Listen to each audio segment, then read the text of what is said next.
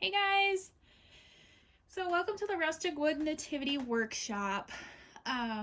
So we're just going to go over a couple things today. There isn't a ton to this workshop. It's pretty basic. So we're just going to talk really quickly some of the different steps. So if you order this through the mail, you have yours in two pieces. It's not going to come put together like this just because it's easier to ship the square and then half of a square than trying to ship this.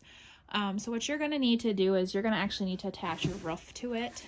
I just use Gorilla Glue right there. This is my favorite wood glue, a lot of different reasons. You can find this at Walmart. It's pretty inexpensive and it's something actually pretty handy to have around the house. So you'll want to grab that. Once you do have the glue, you'll just simply glue your edges here and then just set your roof right on top.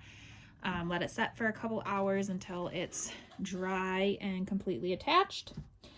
If you locally picked up from me, you do not have to do that step because your roof is already attached. So,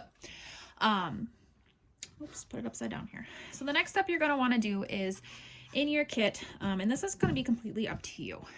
If you love the way that your wood looks, everyone's wood is going to look different. That's the thing with the rustic wood, is that obviously there's no like specific design that everyone's is going to be the same. It's just going to be how the wood came.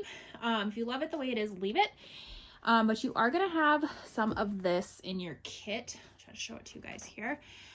So this is Rust-Oleum wood stain. It's an antique white.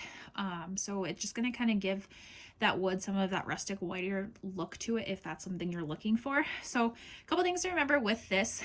It is stain, which means it stains, and it stains everything, not just wood. So be very, very careful with it.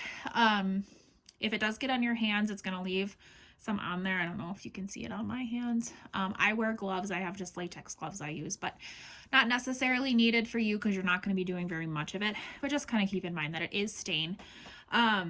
A lot will go a long way. So if you are going to be staining, it's just going to depend on the wood. This wood is probably going to drink it right up. As you can see with mine, you can kind of see the rustic look to it. So just put it sparingly places. The roof here didn't quite drink it up as much. I still really like the look of it. But just kind of be cognizant of that. And you can just kind of try it out different places to get that rustic look. If you don't want that rustic look, like I said, if you love the way that yours looks without that stain on there, then feel free to leave it, but have fun with it. If you do get a little bit too much on there and you're like, oh my gosh, how do I get this off? Just grab a paper towel and you can just actually wipe the stain right off. Traditionally in staining, you do wipe the stain off, but with this project and this Rust-Oleum stain, that's why I love it so much, is as long as you just do, you know, not huge amounts of it, it actually dries pretty quickly and it actually will suck into the wood pretty quickly because it's not a oil-based stain like some stains you may have worked with in the past. So once you get that done, I would just let it sit so your stain has a little bit time to dry. It's a pretty quick dryer, so you won't need to wait too long. And then finally, the last step, you've got the hay and you've got some of these stars in your kit. This is going to be completely up to you how you want to decorate this. I am personally going to probably put my stars like this because I like it. I like it. But that's totally up to you how you want to decorate it. If you did grab that Gorilla Glue, feel free to use that for this as well. If you do not have Gorilla Glue, getting crazy here. If you don't have Gorilla Glue, you're using like hot glue or something, that will work too. I'm gonna figure out a way to attach it here. There we go. So that will work too. Just whatever glue you're using, you can go ahead and attach those to it.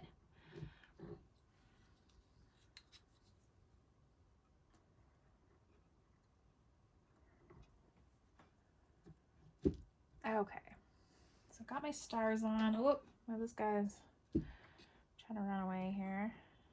Stay, star, stay. All right, so once you get your stars on, you're obviously going to need to let those dry a little bit. And then you'll want to flip it once it's done. I wouldn't suggest doing it until your stars are dry because they're probably going to fall off. You're going to want to flip it, and then you're just going to go ahead, once you flip it so that this is on the back, or if you like the front look, don't matter.